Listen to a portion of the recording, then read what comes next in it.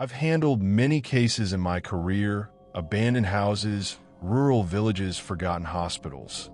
But this case stayed with me longer than any other because the danger was hiding in plain sight, inside a normal apartment in the middle of a living city. The family contacted me quietly. A husband, a wife, and their 8-year-old daughter. They didn't believe in ghosts, at least not until the apartment started responding to them.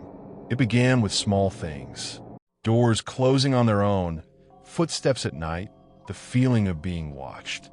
They thought it was stress, or maybe neighbors above them. But then the daughters started waking up at exactly 3:12 every night, staring at the same corner of her room, whispering to someone who wasn't there. When I visited the apartment, everything looked normal. Clean walls, soft lighting, family photos, nothing abandoned or broken.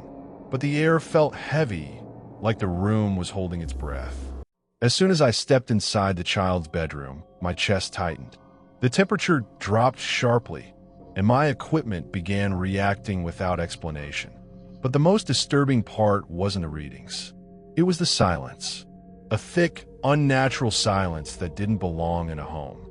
The mother told me the daughter had started saying strange things. She doesn't like when we pray. He stands near the door and listens. He gets angry when the lights are on. That night, I stayed in the apartment alone. Around 3:12 a.m., the same time the child always woke up, I felt it. The pressure, the sensation that someone was standing behind me, close enough to feel their breath, but there was no reflection, no shadow, no movement. Then the door of the child's room slowly opened on its own. I didn't see a figure, but I heard breathing, deep and deliberate, coming from inside the room. My recording devices began to fail one by one. The air grew colder, and a voice, low and calm, whispered a single sentence directly into my ear. "This is my home." The words didn't echo in the room. They echoed inside my head. I didn't move. Fear feeds on reaction. I had learned that the hard way years ago. Instead, I focused on breathing slowly, grounding myself, observing.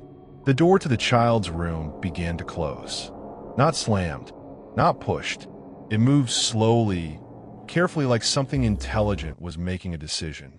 When it shut completely, the temperature dropped even further. My breath became visible in the air. That was when I noticed something that made my skin crawl.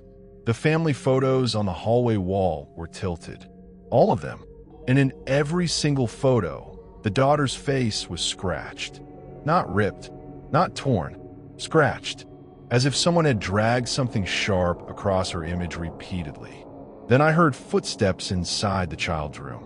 Slow, dragging steps. One step. Pause. Another step. I opened the door. The room was empty, but the closet door was open. Inside the closet, on the back wall, there were markings. Long vertical lines carved into the paint. They weren't there earlier. I was certain of that. 5 lines, then 5 more, then 5 more. Counting. Behind me, something shifted. The bedroom door slammed shut with enough force to shake the frame. The lights flickered violently and went out. Total darkness. And then I felt it. Not behind me this time. In front of me. Something tall. Very tall. I couldn't see it clearly, but I could sense the outline. The air around it felt dense, distorted. The breathing grew louder. Slower. Closer. "You don't belong here," it whispered. That's when I realized the truth. It wasn't protecting the apartment. It was protecting the child. This entity had attached itself to her specifically. The apartment was just the cage. The next morning, when the family returned, I asked the daughter a simple question. "Who does he talk to?" She looked at me calmly and said, "He doesn't talk to me anymore. He talks to you now." The scratches on the photos were gone. But one thing wasn't. On the inside of my jacket sleeve, carved into the fabric from the inside out, were 3 faint lines. Not cuts, impressions, like something had pressed through the material without breaking it. The family moved out immediately. I helped them find a temporary place. For weeks, I checked on them. The activity stopped the moment they left. But mine didn't. At 3:12 a.m., every night for the next month, I would wake up with the same feeling. Someone standing near my bedroom door, not entering, just listening, waiting. Some cases end when the family leaves. Some don't end at all. And sometimes, when something says this is my home, it doesn't mean a place. It means a person. I didn't tell anyone about the nights that followed. Fear becomes stronger when it's spoken without purpose. Instead, I went back to the one place I had avoided for years, the archive. Old case files, handwritten notes, records from investigators who no longer worked or no longer spoke. After days of searching, I found it. A report from decades ago. Same apartment, same floor, same room. A man had lived there alone. Neighbors described him as quiet, protective, obsessive, especially toward children. When authorities finally entered the apartment, they found no one alive. Only markings on the walls, tall lines, counting marks, and a sentence written again and again behind the closet door. This is my home. That's when I understood the final truth. The entity wasn't attached to the child.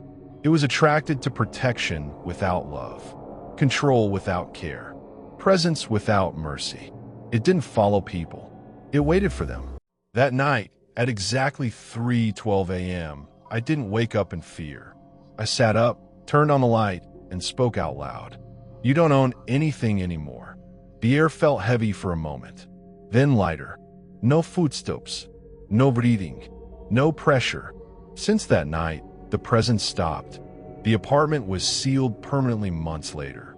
No new tenants, no explanations given. As for me, I still investigate the unexplained. But I don't chase shadows anymore. Because some places don't become haunted by the dead. They become haunted by what refuses to leave. And if you ever feel watched in a place that should feel safe, remember this. Homes don't belong to those who claim them. They belong to those who live with light.